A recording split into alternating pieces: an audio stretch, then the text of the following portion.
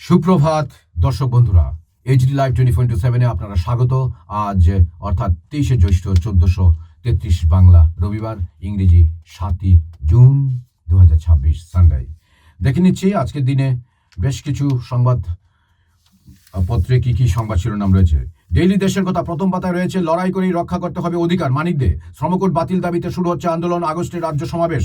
তারপর ধর্মেন্দ্র প্রধান ইস্তফা দো, আরশোলাদের ভিড়ে ক্ষোভের বিস্ফোরণ ইত্যাদি সংবাদ রয়েছে। তারপর 24 ঘন্টায় তাপমাত্রা লাফ 60 ডিগ্রি, স্বস্তির খোঁজে বর্ষার অপেক্ষা।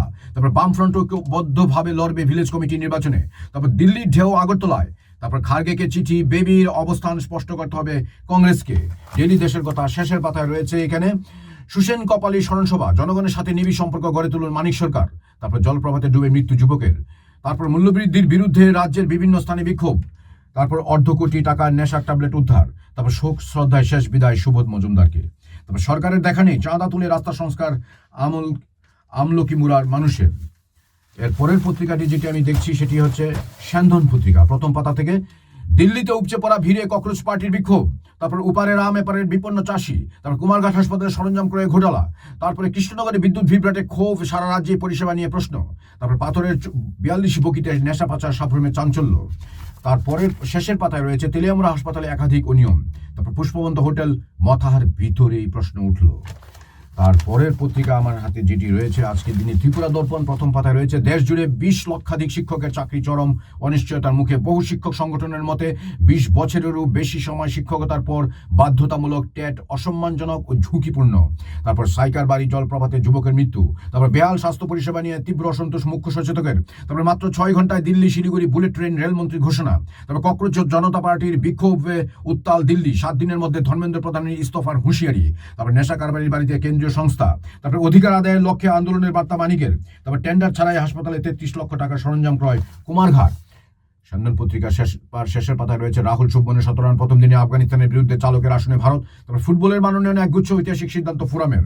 তারপর আফগানিস্তানের বিরুদ্ধে ও ডিআই সিরিজে কোহলির জায়গায় যশস্বী রোহিতকে নিয়ে সংশয়। তারপর সূর্যের বাদ দেওয়া নিয়ে মুখ খুললেন বোর্ড নির্বাচক।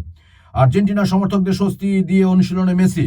তারপর বৈভব নিজেই নিজেকে বেছে নিয়েছে সূর্যবংশীতে মুগ্ধ আগেরকার। আর পরের পত্রিকা রয়েছে আমার হাতে ত্রিপুরা ভবিষ্যৎ, প্রথম পাতায় রয়েছে এখানে পুরো মহা সেমিফাইনাল। তারপর রাজধানীতে জেনজি বিদ্রোহ। তারপর দেশের রাজনীতির সুপারস্টার। তারপর 33 লক্ষ টাকার ক্রয়ের টেন্ডার উধাও। তারপর দীর্ঘ সময় ধরে বৈবাহিক শারীরিক সম্পর্কে আপত্তি, মানসিক নিষ্ঠুরতা বলল সুপ্রিম কোর্ট। ত্রিপুরা ভবিষ্যৎ শেষের পাতা রয়েছে এক্সোটিক ম্যাঙ্গো ব্লক স্থাপন। তারপর TWF এর প্রতিষ্ঠা দিবস পালিত, জনজাতি মহিলাদের উন্নয়নে কাজের অঙ্গীকার। তারপর শ্যামসুন্দর কুং জুয়েলার্স উপস্থাপন করছে সবুজই সোনা। তারপর বিশাল করে উৎসাহ উদ্দীপনার মধ্য দিয়ে সমাপ্ত আনন্দ ধারা সামার ক্যাম্প। তারপর শ্রমকোট বাতিলের দাবিতে আগস্টে শ্রমিক সমাবেশের ডাক CITUর।